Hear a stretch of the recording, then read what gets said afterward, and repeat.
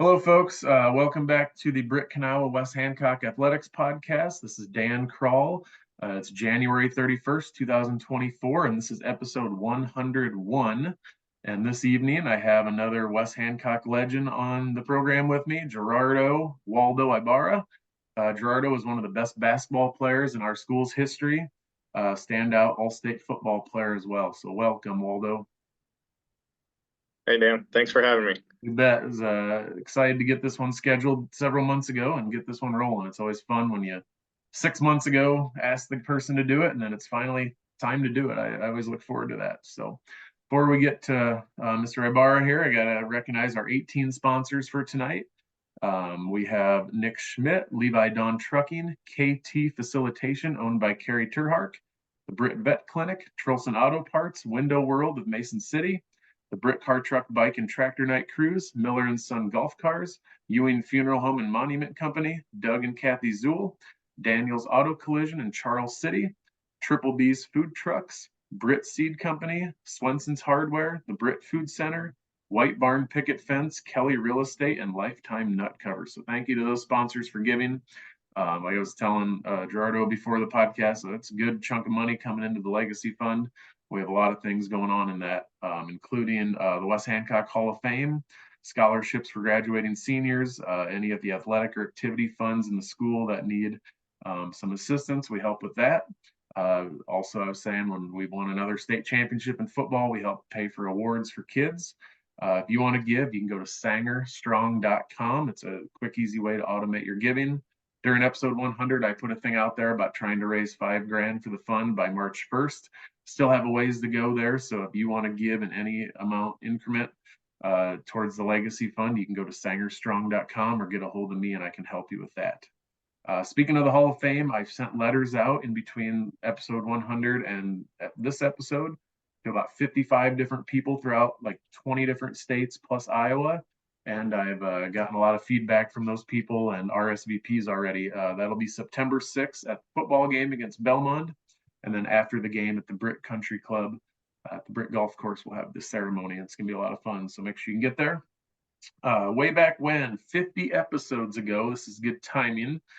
We have the Super Bowl coming up, and my guest 50 episodes ago was a Super Bowl champion from Britt, Josh Hartman. He was an athletic trainer for the Denver Broncos back, I don't remember how many years ago it was now, but when Peyton Manning helped the Broncos win the Super Bowl, Josh was on that team. So check that one out. I'll have it linked on my post on my Facebook page. And then congratulations to Mark and Taylor Sanger. 2 nights ago, they gave birth to finally a boy. Good job, Taylor. All that harassing finally paid off. Robbie Keith Sanger was born, so congrats to the Sangers. Healthy baby, looks great. Talked to them a little bit, and everything seems to be going really well. They have a busy house, just like my guest here tonight, with 3 little kids running around. So, with all that said, let's get to it. Gerardo, thanks again for coming on. Besides those 3 kids, what's keeping you busy these days? Yeah, again, thank you, Dan. So, yeah, my name's Gerardo. My wife, Elizabeth Ibarra, she is currently the city administrator / clerk here in Britt. She keeps me pretty busy. Plus the 3 boys, a 4-year-old, a 2-year-old, and a 2-month-old. So that work, I work here at the New Horizon. It's a chicken farm. And, I volunteer for the fire department. That's keeping me pretty busy right now. We're doing classes for firefighter 1. And, I volunteer on the boys basketball team also, which I haven't been there at all the second half because of those classes, but hopefully in the near future I can be back and help those guys out a little bit. Definitely awesome. So 4-year-old, 2-year-old, and baby, all boys, you said. So there's another generation of football players and basketball players, and that's pretty exciting. You and the Sanger baby, your little boy, are going to be probably in the same class or close to it, and should be a lot of fun. So That's exciting. Yeah, I'm looking forward to that. Yeah, that should be future's bright. That's good. It's like I'm 8 years older than you. I graduated '05. You graduated 2012, or roughly 8 years older. So I didn't really know you growing up per se. Just as you got into high school and keep up on sports, got to know you a little bit. Did you always live in Britt, or did you guys move in at some point? So yeah, I'm originally I was born in Mexico. So then we migrated here when it was, I think, 2002. I was about 8 years old anyway. Okay. So that's when I came into Britt in the community. And yeah, I've been here ever since. How did your parents pick Britt? I'm always curious. Like, you moved from Mexico or Florida or Missouri. Like, how do people find Britt, Iowa? How'd that go? Yeah, I've asked that question too. A few of my teammates from Ellsworth, they come from, they were coming from all over the place. Like, how'd you find Iowa? Yeah. But anyway, the how we ended up here is work. Um, my grandpa on my dad's side, he was here working for another chicken facility, but that was in Eagle Grove. They were starting this one, so that there was um, work for them to come here, and that's how my dad and my mom found out about Red Iowa, and that's how we got here. Yeah. And are your folks still living in the area? My mom is. My dad is back in Mexico. Okay. Gotcha. Yep. Yeah. Yeah. And your wife, is she a Brit? Is she a West Hancock grad as well? I can't remember. Yeah, she's 4 years younger than me, so she would have been 16 class, I believe. Okay. And what's her maiden name? I can't remember. Elizabeth Zamago. Zamago. Okay. Would that be like Rolando Zamago and Ray Zamago's relation, I assume? Yeah, yep. That family, cousins or I kid, but yeah. Anyway, that's their family, correct? Okay, gotcha. Okay. It's all coming back to me. So what was it like growing up in Britt for you?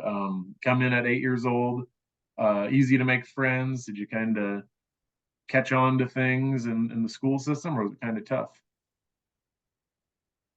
Um, it was so growing up in Britt was awesome. I think my childhood was awesome. It was fun. Um, as far as from what I can remember, that first year was kind of tough for me. Obviously, no English, so had to learn English, all that stuff.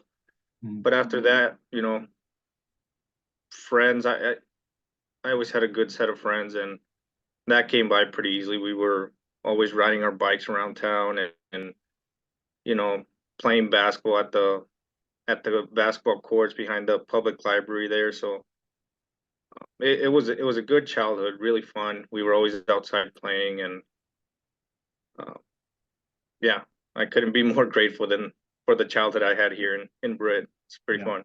I spent tons of time at the same basketball courts. We'd go up there right after school or in the summer, hop on the bikes and just go find where everybody else was, play some pick up games, and it was just way different than today. It's hard to to see kids out and about as much anymore, but we were just be home by dinner type of thing. So yeah. Yep, yep. So we're gonna talk football and basketball tonight. Did you play any other sports besides those two in high school, or were those your main ones? No, that was it. That was it in high school.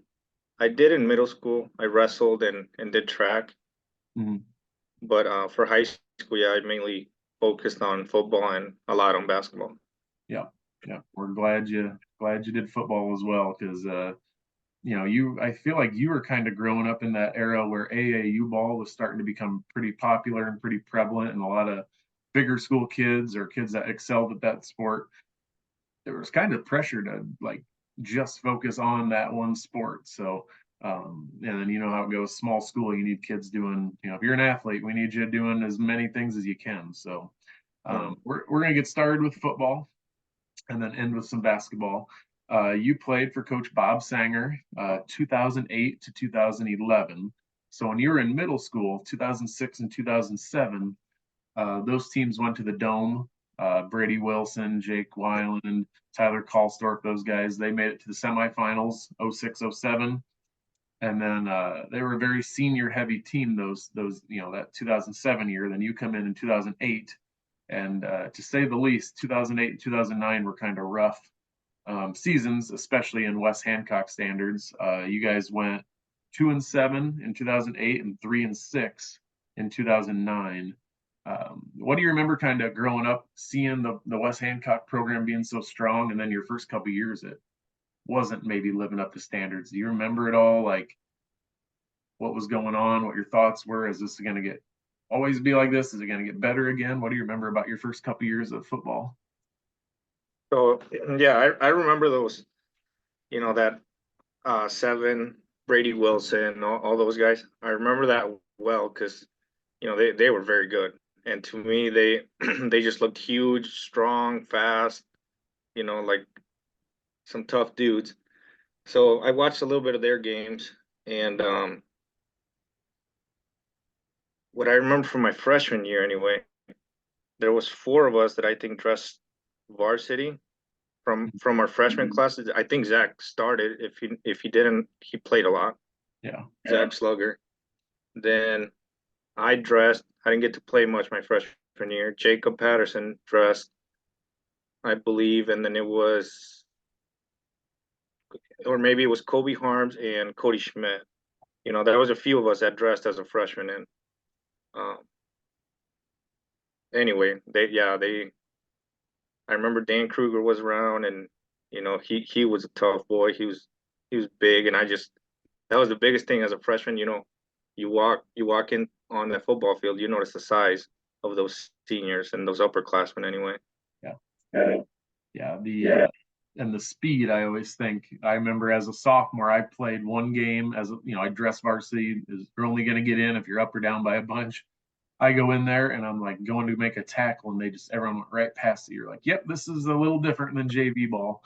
So yeah. Yeah, yeah. And Dan Kruger was a starting lineman for the University of Northern Iowa after he left Britt. So there was still some definite talent on the field, but there wasn't quite the success we were used to. Do you remember at all Coach Sanger, Coach Perkins, those two? I mean, we weren't used to having down years. If we go 7-2 and miss the playoffs, that's considered a down year.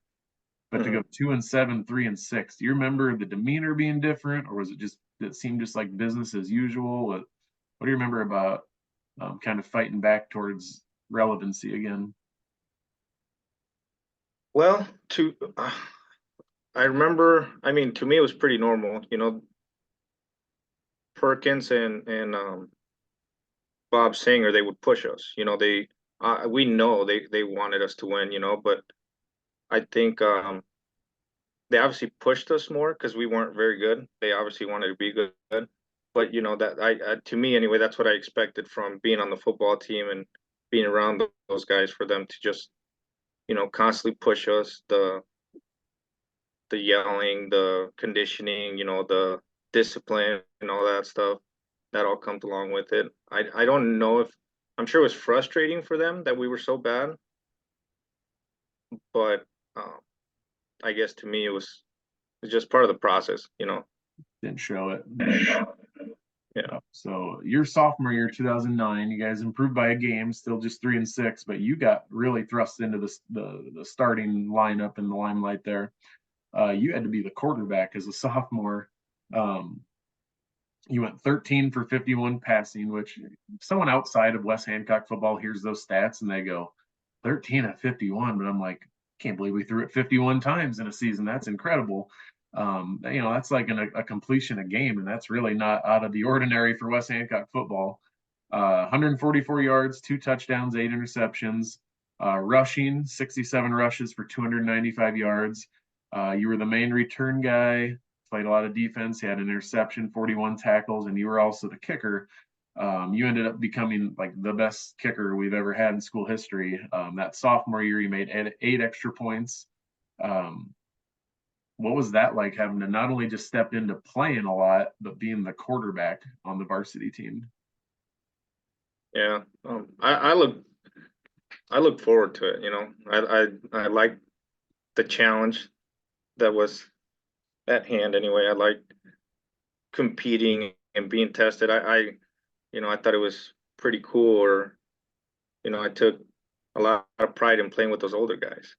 Yeah. And you kind of have to. I mean, if you're scared of it or whatever, you're just not gonna do well. Even though we didn't do so well as a team, But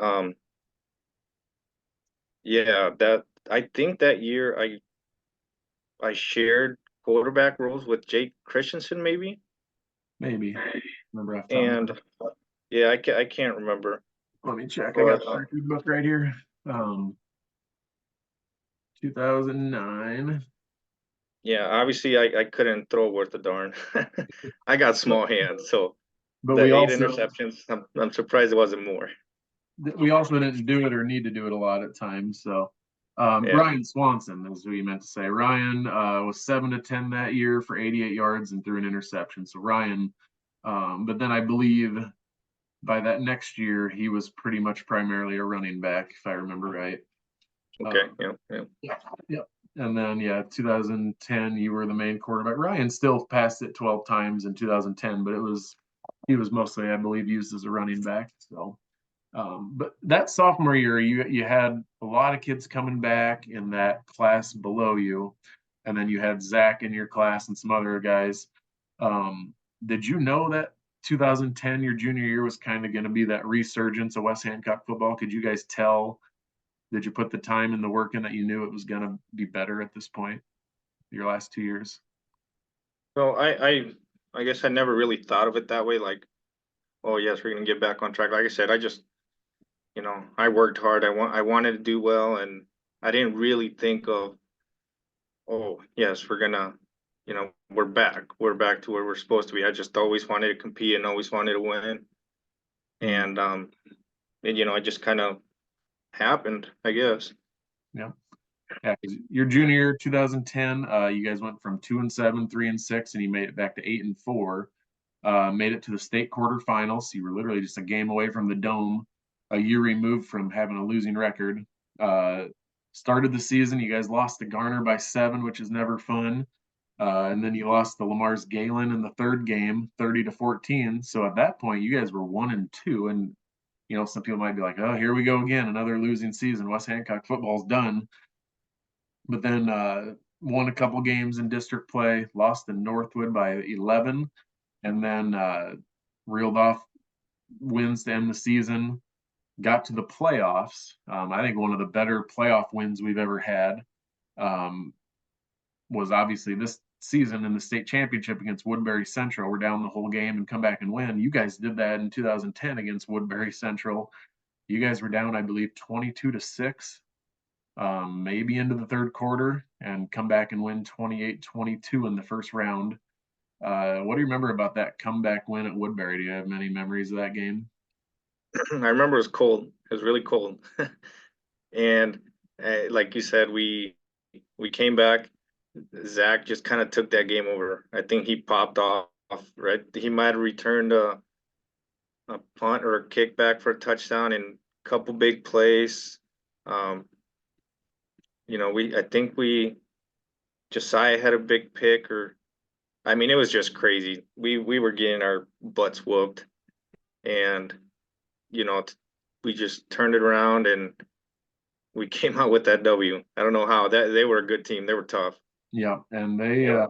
they don't like us at this point. Between 2011, 2010, 2012, 2019, and then now 2023 in that state championship game, they're like, why do we have to keep playing these guys? And they keep showing up. So second round, you guys beat West Sioux 42-14. So big win there. And then Lamar's Galen, I always forget how to pronounce that. They had beaten us in the 2010 regular season, and now the 2010 playoffs, 25-6. So they beat us by 16 and then beat us by 19 in the playoffs. This game was in Britt. The first one was in Lamar's. Again, like, you tasted the playoffs. You got a couple playoff wins. You knew you were close. What was it like going into that senior season, knowing that, like, hey, we have a lot of talent back, kind of back at this point? Yeah. Well, the you know, I thought we were gonna be good, you know. Like I said, I always worked hard. I didn't know how good we were gonna be. I Mm. just kind of took it game by game, and we're out there competing. And but I mean, I knew we were gonna be pretty good because that class below us, they had some dudes that really were really good that year.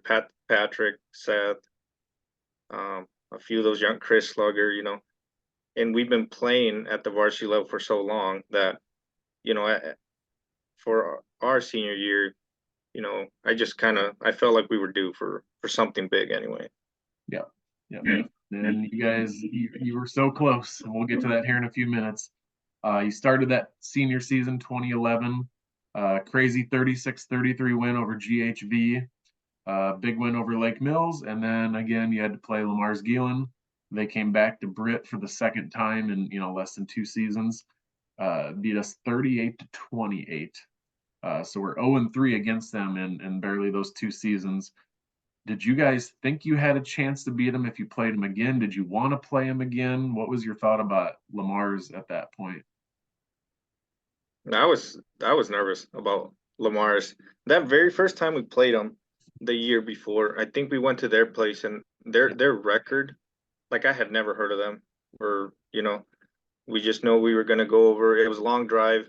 That very first time we played them, I kind of overlooked them. They had a bad record, and we didn't know much about them. I didn't anyway, so I ate a ton on the bus right over. So I felt like crap during the game. And, then they beat us. To me, it was a surprise. Um, but then the second game, the playoff loss that we had to them the year prior. Then I was like, okay, no, these guys are good. They beat us. Like, we're ready. We're gonna get them this time. The second time we played them, well, they beat us up pretty good again. Then the following year, that my senior year now, we played them. They beat us, and I didn't, I didn't want to play them that fourth time. I really didn't. But Yeah, and they beat us. It was 2 of the 3 games were in Britt as well, so it's like we're not even beating them at home, let alone if we have to travel. But the crazy thing is, we got to play them in Britt again, and if I remember right, there was a little bit of chatter about like why do we have to travel? Some of the rules back then was like it went by alphabet instead of head-to-head matchups or district. You know, this is kind of weird. Do you remember when we did play them again? Was there any controversy? Was there any talk about why is the game in Britt again? Do you remember anything about that?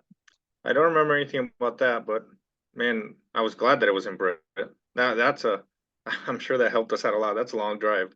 Yeah, yeah. That's high school kids to sit on a bus that long. So, Yeah, yeah. so after that loss to Geelan, you guys ripped off not just wins, but like blowout wins. Um, Averaged probably 50 points a game. Only gave up minimal on defense. Won a district title. Uh, I got to bring this up because he's my brother and I like to make fun of him. But you played North Iowa, Eric Krall's team, my brother, beat them Mhm. 37-7. I thought was a goner. The year before, or maybe 2009, the game was up in Buffalo Center, and Zach Schlugger, I thought, killed him on my brother ran a bootleg, and Zach read it perfectly. And when my brother turned around, just got met. He always says between Zach Schlugger, Seth Gopel, Pat Smith, he goes, those guys, like, you hurt. Like, you physically could barely get out of bed the next day when you played West Hancock. What do you remember about the physicality, how you guys played from a physical standpoint? We were tough. That was like, the West Hancock football offense or mentality. Just beat them and hit them till they hurt and till they don't want to get back up again. Yeah, Keep hitting them, and eventually they'll give up. yeah, yeah. That's been our kind of our calling card for a long time. So playoffs. Again, we got Northwest Iowa teams. Like you said, those schools, I hadn't even heard of them. They're way out there. And if you don't maybe follow high school sports, you just like, that's just another team I got to play. Yeah. So that when we saw that, we're like, well, of quarterfinals, it's probably going to be Lamar's Galen again. We beat West Sioux again. This time, instead of 42-14, we beat them 56-6. You had 2 rushing touchdowns that game and made 6 of 7 extra points. And I do have to say, I forgot this. You shifted from quarterback to running back exclusively. You didn't play quarterback at all your senior year. What do you remember the talk being with Coach Sanger about you not playing quarterback anymore? I don't remember what the talk was. I think he asked me or told me like, hey, what do you think about running back? And I was super happy. You know, as a quarterback, handing the ball off and stuff, for me anyway, sometimes it was, getting a little boring. And and I like to go out there and hit some people, whether I was lead blocking or whatever. I just wanted to be a little more involved, I guess. Yeah. And I mean, look at that backfield. You, Zach, and Chris Schlugger. That's, I think of you guys. I think of the 2019 team with Cole Kelly, Joseph Smith, and Tate Hagan. That threesome, that trio there. And then, I mean, you could throw in a bunch of kids this season with the Smith, Mitchell Smith and Kellen, and yeah, I mean, there was a whole bunch of them. But I think that Yeah. trio of you guys, and you're complemented nicely by Eric Cox at quarterback. He could throw it nicely. He could run a little bit, ran the offense well. So I think that was a good personnel move by Coach Sanger to move you to strictly to running back. So Yeah, Eric could throw it a lot better than me. So yeah. that was probably a really good move. And then second round, Woodbury Central again, the team you guys beat coming back last year on the road. They come to Britt. We beat them 55-12. You had a 71-yard touchdown run. You had an interception on defense, and you made 5 of 6 extra points. And then again, like we alluded to earlier, that set up a 4th matchup in 2 seasons with Lamar's Galen. They had to come to Britt for the 3rd time in a row. I'm sure they weren't thrilled about that. Back and forth game. Back, like, just I was at that game. I was living down here in southern Iowa where I live. Had just gotten engaged to my wife a few months prior. She came up to, like, not meet my parents, but like see, where I live, where they live for the first time. She stayed with my mom. My dad and I got in the car and went to Britt for the game, and we got our money's worth, to say the least, out of that You game. should have brought it to the game, yeah. Yeah, she realized, she's like, it's cold out, and I don't know anything about West Hancock football. And now, 12, 13 years later, she knows more about West Hancock football than she ever wants to know about. So, yeah, it's a good trade-off where I care a whole lot and she doesn't care that much. So, back and forth, like I said, Chris Schlugger, 40 carries for 265 yards, 3 touchdowns. Zach Slugger could put up some ridiculous averages in a game. 15 carries for 212 yards, 4 touchdowns. Just big run after big run, and then those guys would counter. Trevor Bauma was the quarterback. I can't remember the running back's name, but then they had a couple good receivers. They just had, it was 2 different types of teams out there. We were the ground and pound team, and they were the finesse, chuck it around type team. So it was just, when we'd score on a big run with one of the sluggers, they'd have 4 or 5 play drive with some big gains, and just crazy. It was just a fun game.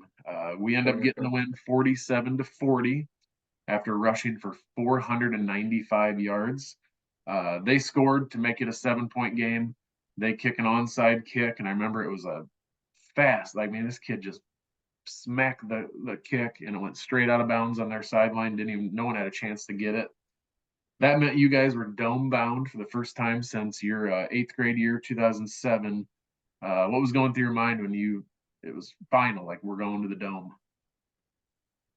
It, it was like that. Finally we got these guys. That was, for me anyway, it was like it was a great feeling beating those guys, because they were so tough, they were so good, and they beat us three other times. Where we were 0-3 before that Mhm. against them. So, man, that was it was a great win. I can't even describe how good that felt. It was like a relief, and it was awesome. It was like your Rocky Balboa moment.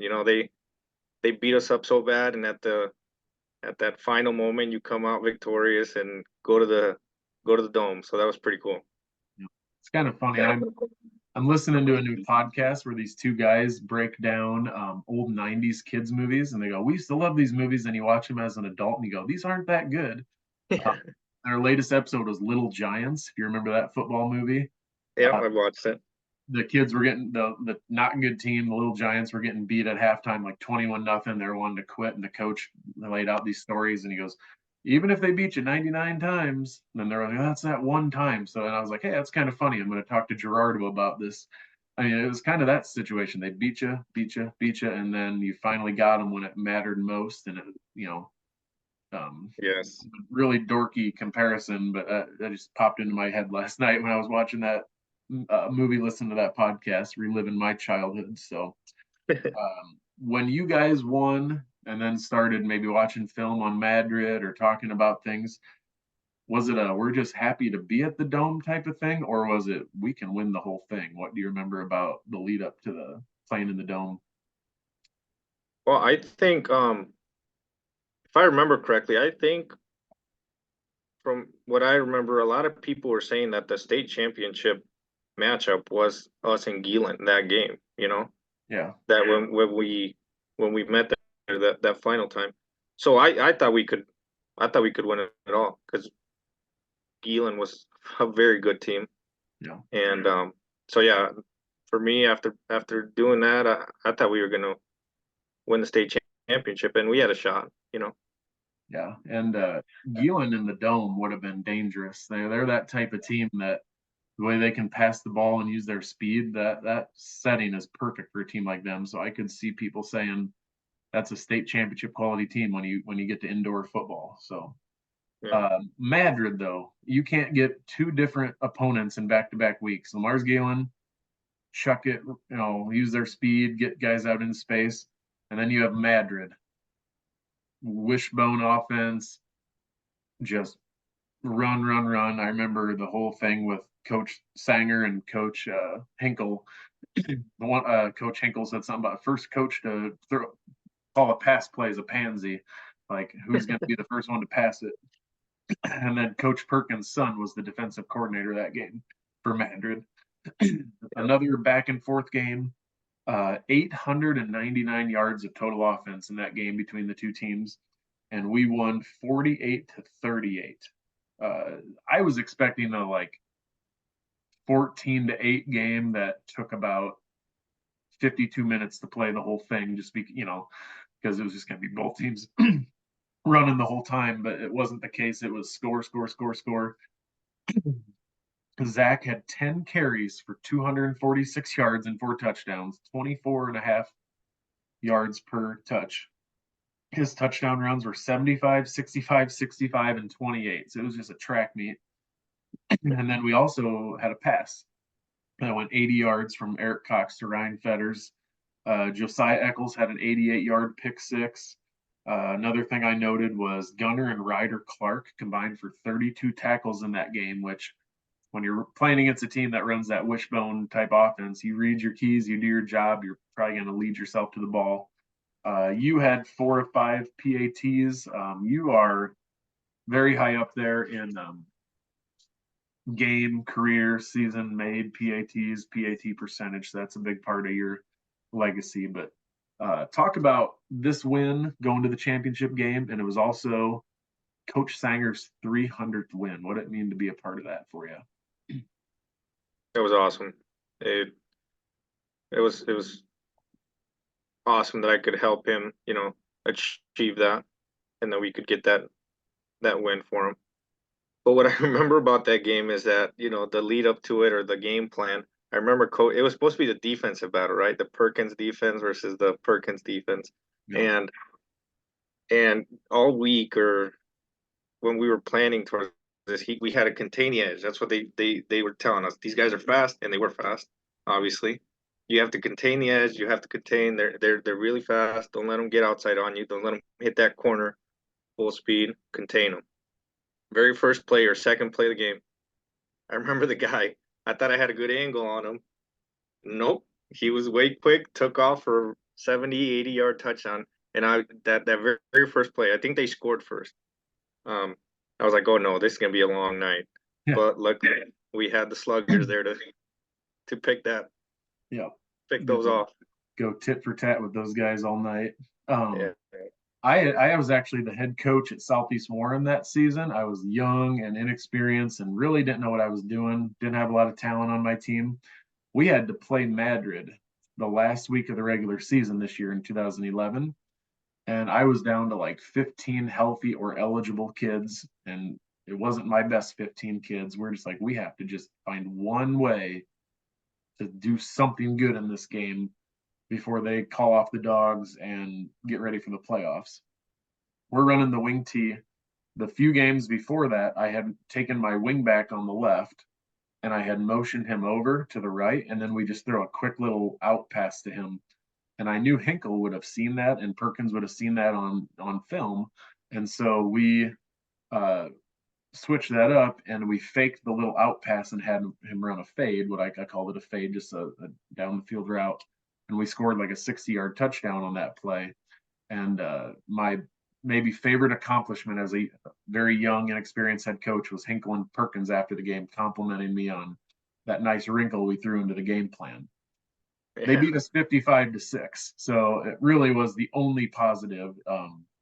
It was a weird game for us too, because I told my kid not to kick it off to him. The kid doesn't kick it out of bounds, so they run it back for a touchdown to start the game. They kick it off to us. We fumble it. They score on the first play.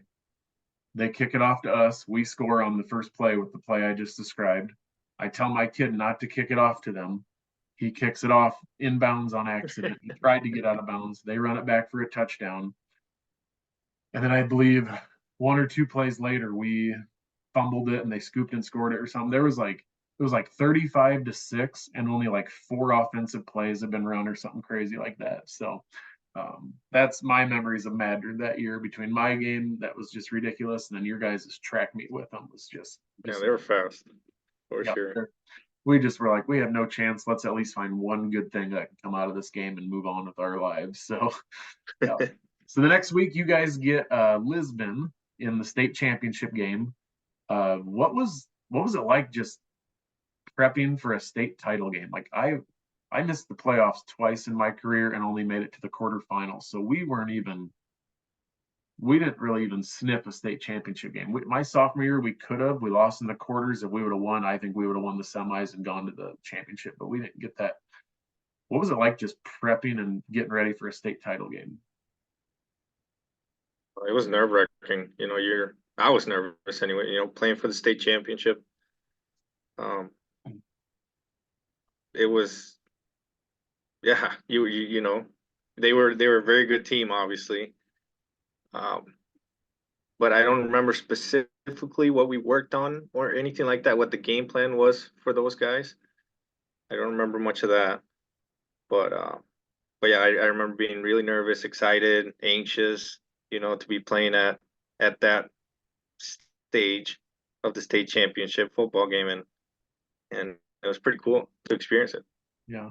It's obvious what those guys spent their time working on. They wanted to make sure no matter what, they stopped that outside trap play with Zach. It was pretty crystal clear. I brought my Southeast Warren team. We watched Fremont Mills beat Murray 81-0 in the 8-man game, and then here for the West Hancock game, we had to rely heavily on Chris from the fullback position because they were just saying we are not letting you have Zach Slugger run that outside trap. So you had to come in and you started getting more of the workload.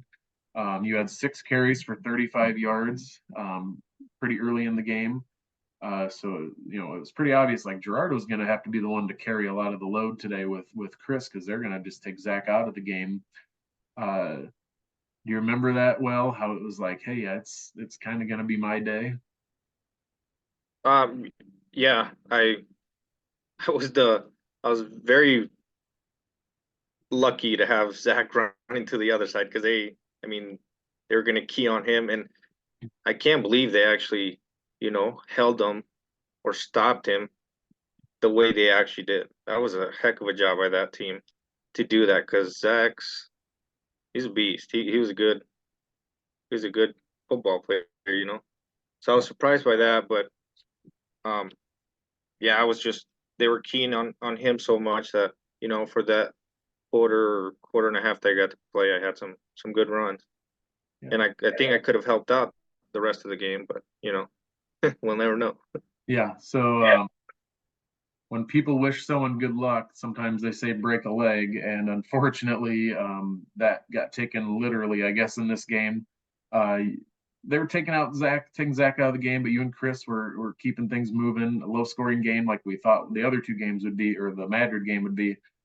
Disaster struck. You literally broke your leg shortly before halftime, I believe. Walk us through what you remember about breaking your leg in the state title game. Oh man, well it hurt. Um, I just I must have gone into shock because I knew it was broken right away. Like I knew something I knew something was bad.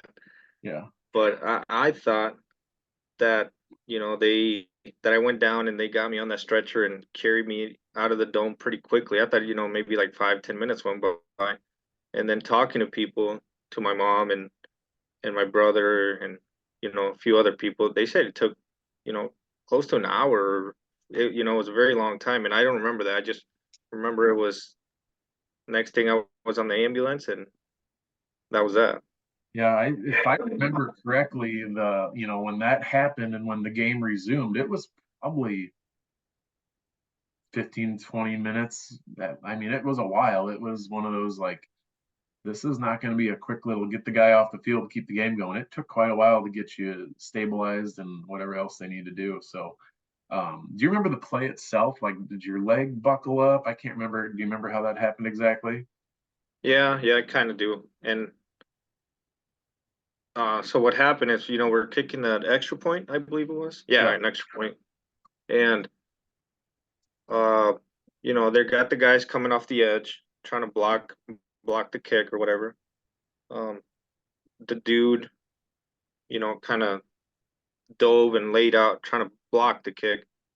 Well, he landed short of it, and as I planted my kicking foot down when I was coming down, I had kicked the ball, and maybe he did block it. I can't remember. But anyway, when I was coming down, I was planted on that foot, and he just kind of rolled on top of it, so my leg got stuck under him and snapped. Yeah. We lost that game 14-12, like I said earlier. When did you find out we lost the game? Were you able to keep up with what was going on while you're at the hospital, or was it long time after? What do you remember about that? Yeah, I watched it. I watched it all live on the Mhm. TV, and they took me to the hospital, obviously through an ambulance. So I missed a half, but I got to pick up because they weren't able to do surgery on me for quite some time. I was gonna ask my mom how long it took, but I forgot to do that. But so I was at least a couple hours. I was waiting there for 4-6 hours like that because they couldn't get me in for some reason. Mhm. And so I got to finish it. I got to watch the game as it unfolded, and I was kind of mad. I guess I was just I gonna was, ask, was it yeah. hard to watch it, or would you have rather watched it? No, I wanted to watch it. I wanted to see what the outcome was going to be, and you know, I thought for sure going to be state champs, but I Well, would have never guessed they held us down to 14 points, or 12 points, what whatever it points? was. Why? How confident are you, or did Coach Sanger tell you this after the fact, or to anybody? When we're down at like the 5 yard line on that last drive, I would imagine we would have kicked a field goal with you, right? Have you ever been told that, or how'd that look, sound? I've never been told that. I've never asked either. I kind of just, it's always been there like, oh, I wonder if we would have. But we were kind of the team. Um, when Coach Sanger was like, "What do you guys want to run? What do you guys want to do in this situation? You guys want to go for it on 4th and 1 or whatever?" He would ask the smart guys, not me, but it was always 245 dive. What play do 245 dive? What play do you guys want on 240? So I mean, I don't know if we would have kicked it. I think I don't know, but we were kind of the dudes or the team that thought, we can get a couple yards off of 245 dive. Yeah. And I don't know. I don't know if we would have tried it or not. I'm just saying, like, some years we don't have a kicker. Like, there's no kicking option. We're going for 2 every time. If you weren't on the team at all, that's obviously the choice. We're going for it. But like I said earlier, you're literally like the best, if not one of the 2 or 3 best kickers we've ever had in the history of our school. I'd like to think that we have Gerardo, who's making 85% of his extra points. This 5, it'd be like a less than a 20-yard field goal or whatever. I'd like to think that he would have at least crossed his mind, but Oh obviously, boy, I wouldn't have been. Yeah, I wouldn't have liked to be the guy that missed that field goal though. yeah. Um, I think it would have been pretty automatic.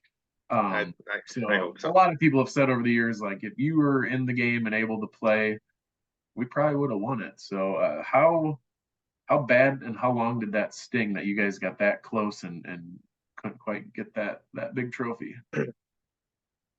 Does it still sting? Uh, I've never, I've never been the one to dwell on a loss that, it's a state championship, yes, and it hurt, and I wanted to be state champ. I wanted our team to be state champs, but I've never. It doesn't hurt that bad, to tell the truth. I never thought much of it, and it is what it is. Yeah. So how long were you in the hospital in Cedar Falls? How long did it take before you got to get back to Britt? Were some of the team and coaches able to get there to the hospital? I just with the whole team on a bus, it's how do you maneuver that? How'd that look after the game? Um, I can't remember. I stayed overnight though. I didn't ride back. Obviously, I didn't ride back with the team. I didn't. They have that ceremony at the gym after games like that. Yeah. I obviously wasn't able to make that. Yeah, we stayed overnight and I drove back either the next day or 2 days after that. We drove back and they had that was pretty cool. I I'm tearing up just thinking about it. When they made the fire trucks, the ambulance, they had the whole little uh welcoming back party for me. That was pretty special. I didn't know they did that. That's pretty neat. Yeah. Yeah, because you missed that the first time, when the team came back, when you would have come back on the bus. Yeah, it's pretty neat. That's what I love about Britt, love about Kanawha. Just they're always thinking of people and doing right by people. So when did it set into your brain that, yeah, we lost the state championship game, I broke my leg, but when did it occur to you that, like, basketball season's pretty much not going to happen? Yeah, I right there on that field. Right when I broke that, I was like, that was one of the first things. There was two things going through my mind, and that was one. It was like, well, shoot, there goes that senior year basketball season. I worked pretty hard um, for basketball. I always did. I love practicing basketball, and right there was like, dang, that's not gonna happen anymore. And then did the doctors that night pretty much tell you this is like a 3-month recovery, a 5-month recovery? Were they giving you a little bit of hope that you might be able to play, or was it pretty much I'm probably done? Do you remember what the prognosis was? Yeah, I asked if I was gonna be able to, and they told me probably not. They were just being honest with me. They're like, yeah, I wouldn't get your hopes up. This is gonna be a long recovery, and you probably should not be thinking about basketball right now. Yeah, yeah, just gut wrenching because it would have happened the year before. It still stinks, but senior year, that's tough when it's your last go around. This is it, and then you don't get that experience. But luckily for you, you got a lot of good basketball experience leading up to that senior year. Sometimes guys wait 2-3 years before they get to play. Maybe that junior year, their senior year. You busted on the scene as a freshman, 2008, 2009, and instant difference maker. You were the 4th leading scorer as a freshman, 2008, 2009 basketball season. Scored 169 points, 94 assists. You played with Ryan Swanson, Colton Benson, Brandon Goins. They were seniors. 12 and 10 that season. So, like I put in the notes here, West Hancock boys basketball hadn't seen a lot of winning seasons, and so you guys had a winning season, which was a big deal at the time. Kind of got things moving in the right direction. Handful of years later, they'd be at the state tournament. What was it like playing for Coach Peterson anytime, but let alone as a freshman? He's a pretty intense guy, pretty intense coach. You step in as a freshman, and what were those expectations like? Were they different for you as a younger guy, or were they exactly the same as the upperclassmen? I think they probably were different, and he probably had lower expectations for a freshman, but he never said it. He his words, his actions were like, "Hey, you're playing varsity. You better, get your crap together. We're trying to win." So he like you said, he's pretty intense. He was pretty tough, but I like that. Like that from him and from our other coaches and on the football team. They're pretty tough on us, and I think as a competitor, that's kind of what you want, to be pushed and be better and get better. So I enjoyed it. I loved playing for Coach B. When did when did your love of basketball start? Like, were you pretty young when you're like, "Hey, this is my thing"? Did it happen in middle school? When did that start to click for you? I have no idea. I really enjoyed, so I played basketball all the time up at the courts, the public library. That was just like our street ball. So I was very familiar with the older guys, and I was always playing against them there at the courts. And I was that little middle school kid fighting for, king of the court or whatever we played 21. I was always trying to beat Brandon Goins, the senior class here. We we got to play I got to play against them quite a bit up at the courts, and I don't know why I like basketball so much, or for whatever reason I just did. I don't know why. Yep. You used to go to open gyms on Saturdays and Sundays. Coach Drake would open up the gym, and you'd have 3-4 hours just to play pickup games and shoot and work on your game. That was kind of a staple of my childhood and a lot of us. So I it was love that. I love that the older kids would come in and they'd be playing, and sometimes they'd let me play or whoever played. Um, that those open gyms on Sundays, those were really fun to be at too. yeah. And if you look back on it, it's just pickup games, but man, in the moment, those games were like do or die. You did not want to lose those games. You wanted to, it was competitive. And like you've said many times, competition, just competing is, I think, just kind of a staple of our school and our athletics of just kids go out and compete and they go at it, whether it's a practice or open gym or a game or a state title game, whatever it is, it's just competing. Yeah. So sophomore season here, 402 points as a sophomore, to go along with 132 assists, 92 rebounds, 62 steals. Team only went 9 and 13, but you only had those two seniors, a lot of young kids playing that year. Um, Kind of like your sophomore year of football, you got launched into that quarterback position. Now you were kind of the guy as a sophomore. Again, was it pretty tough to be kind of expected to be the team leader per se as such a young guy at the time? No, I don't think it was tough. It was something I looked forward to, especially with basketball. I wanted to excel at it and be, compete with those really good guys that we played. I think Tyler Putz was from Forest City. He was one of those good guys, and I just wanted to compete and play against them. And um, kind of as a leader, as a sophomore, I don't know if I thought myself as a leader. Yeah, I scored the most points or whatever, but uh, I've never been a very like vocal guy. I think maybe just actions, you know. Mhm. So Just if playing. I was thought of a leader, it's because of what I did, really. Yep, just out there playing. And speaking of it, you mentioned kind of the conference a little bit. Tyler Putz from Forest City. You talk about a good basketball conference.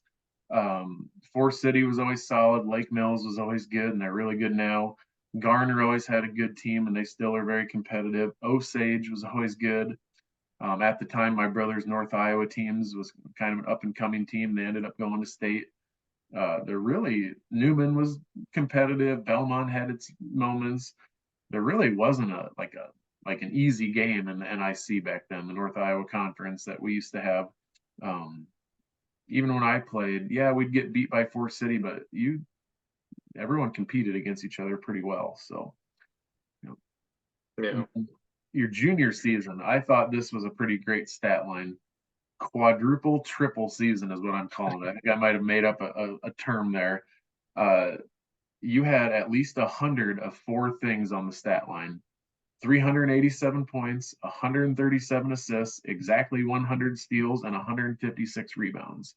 I would venture to say that's never happened up until that point, and maybe Sonius and Paulus, those guys that came after you, probably did that, but you were, I would imagine, the first.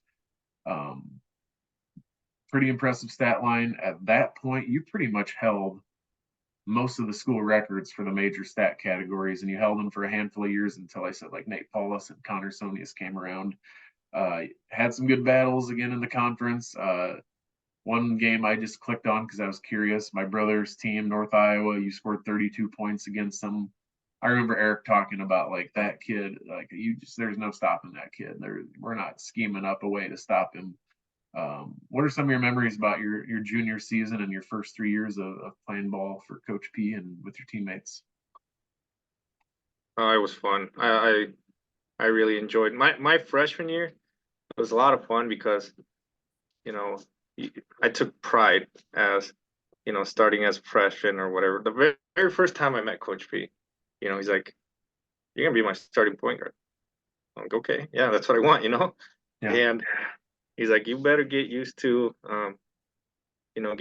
constructive criticism." I remember he told me, and and just the way he was, I love playing for him. I love playing with that group. Brandon Goins, Colton Benson, it was Brett Swanson.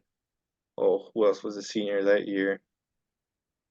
Uh, anyway, those guys, they made it easy.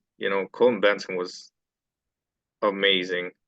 And I remember my freshman year, it was like my thought process was play good defense and get these guys the ball because they could all score. 6'8" Goins, Brett Swanson, good shooter, Colton Benson could do it all.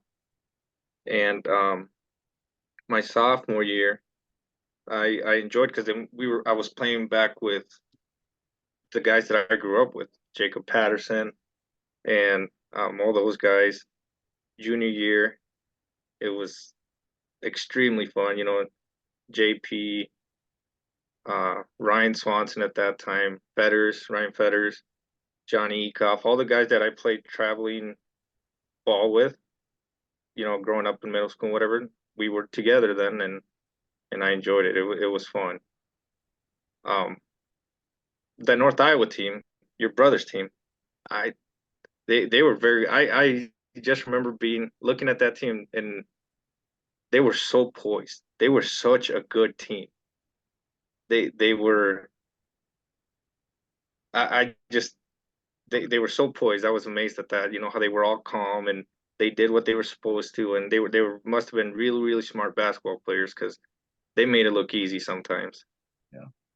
They had played tournament ball since fourth grade. I think they went like 88-2 or something like that in tournament ball and junior high ball. It was some ridiculous number, and they only lost to a couple big schools. And I always enjoyed the West Hancock North Iowa game. At the time, I had to cheer for North Iowa because my brother, which hurt to a degree, but family, is Yeah, he should have stuck around, Britt. uh, I tell you what, there's We been could have used them. some conversations about that. If my parents wouldn't have, made that career move and moved, think about football, basketball, golf. He was an all-state golfer. It's been brought up a few times, but yeah, It's fun to think about for sure. Yeah. yeah. What do you do? So, but then like we talked about, your senior year did not go as planned with a broken leg.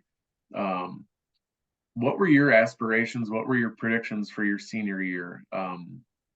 Coach P on his podcast, he thought you guys would have made a deep tournament run. Do you feel like that senior year was, set up to be a pretty special one for you? I'd like to think so. Yeah, I think we would have been really good. Uh, so much varsity time for us young guys. Then as seniors, I think we would have just been that much better. Jacob as a senior really did really, really well without me. I probably took the ball away from his hands a little too much. I was shooting the ball probably too much, but I think me and Jacob Patterson, we complemented each other very well, and we were always playing together, playing against each other. We pushed each other a lot too. Sometimes we would even get into fights, you know, and be just one of us mad that the other one lost or whatever. And but we had Ryan Fetters, who didn't go out his senior year. I'd like to think that if I was playing basketball, he would have, because he was about a 6'2", maybe 6'3" guard who was extremely smart. He good rebounding, really, really long arms. Eric Cox, Johnny Ekoff, Josiah Eccles was, very athletic. He would have helped us out a lot. John Burgart. I think we would have. I like to think we could have made a good run for it. Yeah. Yeah, and Coach P's style of coaching, look at all those athletes out there. You guys would just been running and gunning all night long, and it would have been a lot of fun to watch. But obviously, it didn't happen. But you did get a play, um, according to Bound, which used to be Quick Stats, and then talking to Coach P. You got to play a little bit in 4 games, and if I remember what Coach P said, he pretty much had you just stand in the corner and launch some threes. Is that what you remember? Those couple games you got to play? How'd that look? Yeah, that's pretty much what I remember. I shouldn't have been out there, really. Like looking back at it, it's like I don't know what the heck I was thinking, or it's just that competitor, I guess, and you just want to prove the doctors wrong, and you can get some ball in at the end. But it was, I don't know. I don't know why I was out there. Did the doctors tell you not to, and you said, "I'm doing it anyway"? Do you remember how that went? Not really. No, he said when I told him and when I told him I wanted to play or whatever, and I asked him if I could, if I was going to damage or hurt myself or make it worse, and he's like, "No, probably not. You should be good to go as long as you feel comfortable. It doesn't hurt or ache too much. You should be fine." And I tried. I thought I had broke it. I think we were playing Newman, and I don't know what I did. I tried to take off like after a jab step triple threat thing. I try to take a dribble and take off, and I thought I heard a crack Hmm. in my leg, and I'm like, oh crap, here, I just broke it again, and it Setback. hurt really bad. But the doctor said after I asked him, because I went to the doctor after that, that it was just a cartilage breaking apart because I stretched it too much or something like that. Yeah. Um, so you graduate 2012. Were you getting looked at by some schools to play basketball or football or both? Yeah, a little bit of both. I don't remember the school specifically, but a little bit of both. Yeah. Did you have any aspirations to play football after you broke that leg, or were you like, you know what, I'm done? No, I'm done. And basketball, you ended up at Ellsworth for a little while, correct? Yes. Yep. What made you pick Ellsworth? Uh, to be honest, I don't know. I think they were the only school that were offering me some sort of scholarship still. Okay. They were gonna help me financially, so that was pretty. And even at that point in my life, it was all about basketball. Yeah, I didn't I didn't pick the school because of the right reasons. I just wanted to play ball. Yeah. And how was it? How was that experience for you at Ellsworth? Did it go well? Was it kind of underwhelming or not what you expected? It was eye opening, being the number one weapon on the high school level, and then coming into Ellsworth, where it's all freshmen and sophomores playing, but some of these kids, They were athletic, they were quick, they were fast. They were used to playing, probably big school ball, basketball, which is, Mm. a little faster, tougher. So it was eye-opening. It's like, yeah, can't hang with these guys. Yeah. Did you get a chance to play at that level at all, or not really? Yeah, a little bit. I think I averaged maybe like, 5 to 7 minutes of playing time. Not very much. Got a few shots in a game. Nothing special anyway. Yeah. Did you play both years or just the one? I can't remember off the top of my head. Just the one. I played just the one, and after that, it's like, okay, I know I'm not gonna do anything here in basketball. Um, Money was becoming, I needed money, so I'm like, well, just start working and go to school. Basketball at Ellsworth did help me get an RA position, so that helped financially, and so it helped me in a lot of different ways. Yeah. And when did you end up back in Britt? You're back in Britt. When did you move back? I kind of never moved away. I was always back and forth, even at Ellsworth. I just come back for weekends and stuff like that. Um, but yeah, I moved away after graduating Ellsworth. I got a job opportunity in Lexington, Georgia, right next to Athens. And I moved away for a little bit, but it wasn't what I thought it was going to be. So came back to the Britt area and just started working. Okay. Are you at the same job you're doing now? No, nope. I worked for John Halick for a little bit. I worked for the Pattersons for a little bit. Michael Foods, and then here, New Horizon. So you got to work every day with Clint Patterson. That Yes, that sir. could be like a part two episode just talking about what Clint has to say. I'm sure every day was an adventure with him.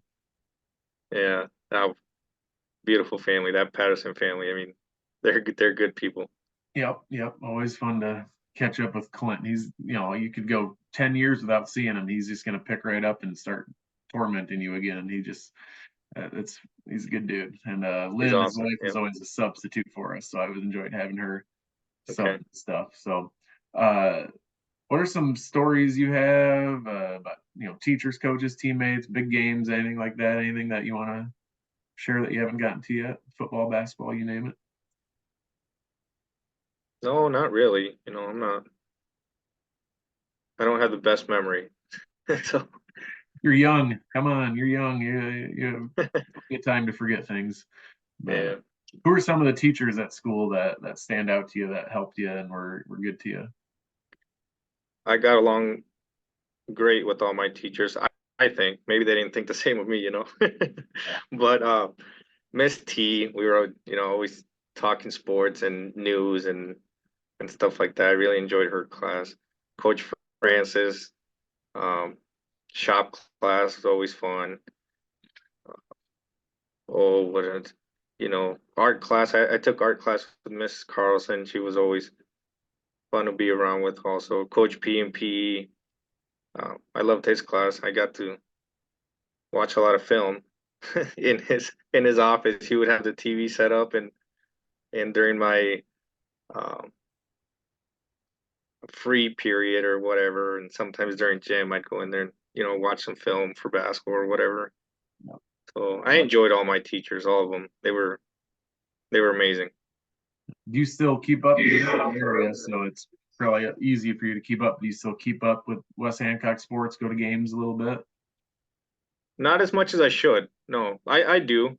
On and off. I'll make you know a football a football game, at least one every year. Two football games. I try to make some basketball games. But yeah, no, I don't keep up religiously. I don't. Yeah. But you're in town, so you hear how things are going, get to check in with people a little bit at least. But it's just Yeah. amazing the run the football program's on right now. Um, just Oh, I watched, know. oh man, three I've titles kept in up five this year a years. lot. Yes. And I tell you what, I think this season, 2024, is going to be just about as good. We have a lot of a couple linemen coming back, plus some kids on the line that are going to step in. Some good skill kids coming back, and then these kids they know nothing but winning at this point, and we kind of have that mentality of we've won this many titles, but they just keep wanting more. Those kids have that drive to just, like you've said many times, keep competing. They want to keep winning. They don't want to be that team that at this point lets it down. Like you started your high school career with not even making the playoffs, having a losing record. You guys kind of got things going again. I missed the playoffs a couple times. We just it's like we don't want to be that team that misses the playoffs X amount of times or only does this. Now the standard, the bar is we don't want to be the team that doesn't win a state championship. Like it just keeps elevating up, which is it's pretty crazy. So yeah. It So becomes a habit, winning, and man, that coaching staff, like always, I mean, they got a heck of a coaching staff. Coach Sanger, he was actually, I think he came in on my sophomore year, was Mark's first year helping out, and he helped out with the linebackers. I mean, they just got a heck of a staff. They got a heck of a tradition, and it becomes a habit when you do it so often. Yep. Yeah, and it's a lot of fun, and the community support is there, like I've said on many of these episodes, and the alumni who aren't there anymore still come back and support or watch and get to the dome, and it's still a big deal. I think that's what makes it so important is it's not just a big deal to the kids on the field, it's a big deal to everybody, a lot of people. It's not just, no, my time is done, whatever they do is whatever they do. People are still very invested in the kids of the West Hancock community, and not just because we're winning, but people are just those type of people. They care. And that's pretty cool to me. So And that's something that I've kind of learned um, growing up and now paying more attention to the stuff that happens around the community a little bit is that I didn't grow up, I didn't know anything of West Hancock. I was new here. I was I didn't know the tradition. I didn't know the history. I didn't know the last names, the families that were around or whatever. As I begin to learn a little more of that, I appreciate it more. That tradition, that unity as a community. Um, it's awesome. It's pretty cool. I yep, hope my kids get to be a part of it someday. yep, yes, and Britt, and they will. Yeah, Yes. don't go take any job offers down in Georgia or wherever you said it was. So don't be doing that. So last question for you here. Waldo, where did that nickname come from? I've always wondered that. Why Waldo? You know, I I don't know. I think Gary Garcia, um, we were best friends when we were little kids. He started it for some reason. I think, well, it's pretty hard to say Gerardo for most people. So just it took off and it stuck and it's still sticking. People still call me Waldo. Yeah, you were at the golf course this summer, and I was there, and 3, 4 people would walk in, and hey, Waldo. It was just like that's just your name essentially at this point. You get that nickname long enough, and it sticks, and it's just that's your name. So Yeah, yeah. good deal. Well, dude, I appreciate talking with you. Next on the podcast, I have Jordan Weiland, one of the 2 ever 4-time All-District football players in school history. And then speaking of football coaching staff, I have Kevin Eisenman. He was a standout athlete himself, and then he's been the offensive coordinator on all these state title teams. The 1978 and 79 Kanawha boys track teams, new inducted Hall of Famers. I just added a new one because I had one that I had kind of switch out.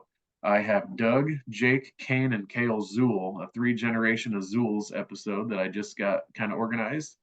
And then Jeff Stevenson, he's a new Hall of Fame inductee for 2024, 2-time all state champion in wrestling, just overall great athlete. And I've gotten to know him pretty well, that lives down in Atlanta.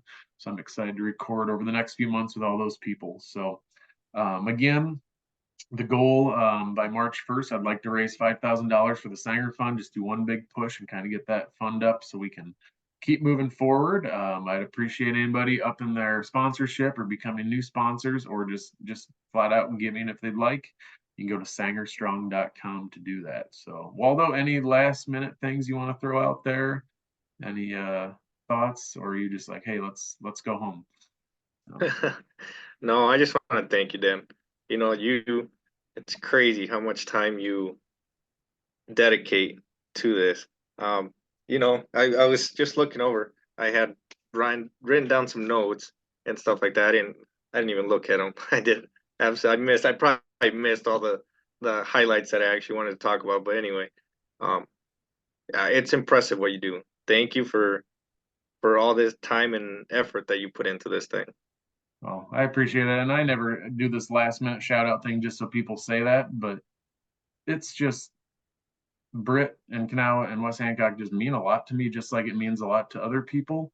I've just realized over the years that I'm a boring human and I don't like to go out and do a lot. And so this becomes kind of my hobby, and it's kind of evolved into a just what I do and what I like. So I enjoy digging into the history of things, and we're pretty lucky that where we grew up and you're still living, there's just a lot of really good history. So it's really Pretty fun cool.